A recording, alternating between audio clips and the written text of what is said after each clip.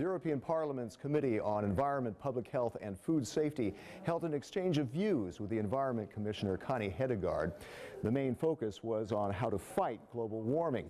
Well, now joining us to discuss this is Richard Zeba, who is a spokesman on the committee for the EPP group. Mr. Zeba, what is your reaction to that exchange of views?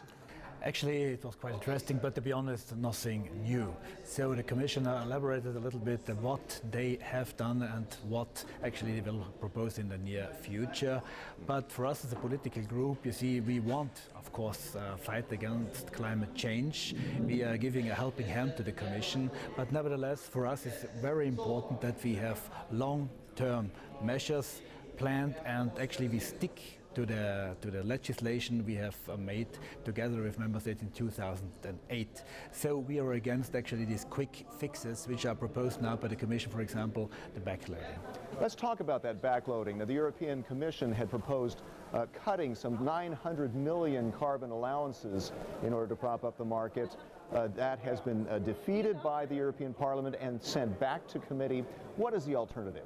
The alternative is that we stick to the system we have actually decided to manage in 2008. So the argument of the ones who want the backloading is that the carbon market crashed. Actually, the carbon price is very low. That we acknowledge, no problem. But nevertheless, we have to see that we are on track by reducing our CO2 emissions.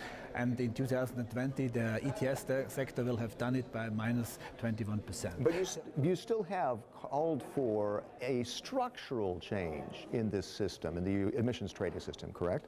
Yes, a structural message in that sense that I think it is for industry easier to invest in Europe, because now there are some uncertainties, especially now with this discussion around the backloading, and of course if there are other measures which are not foreseen in the legislation. I think in these uncertainties they are not helping to have Europe as a production site. So in this sense we want the open process of discussion with the Commission and Member States what we do have to change in the future in the carbon market. And what about the international dimension to fighting global warming? I think for us it's very important that as well US and China and of course the BRICS, they are coming in the boat and we tackle climate change together. Industrial world has a responsibility in helping developing world as well to tackle this issue by financing them. You know that we want to have the special fund for tackling climate change, but nevertheless without China, the US and the BRICS, for Europe alone and some countries to fight alone against this challenge, I think it doesn't make that much sense. Vielen Dank, Herr Zeba.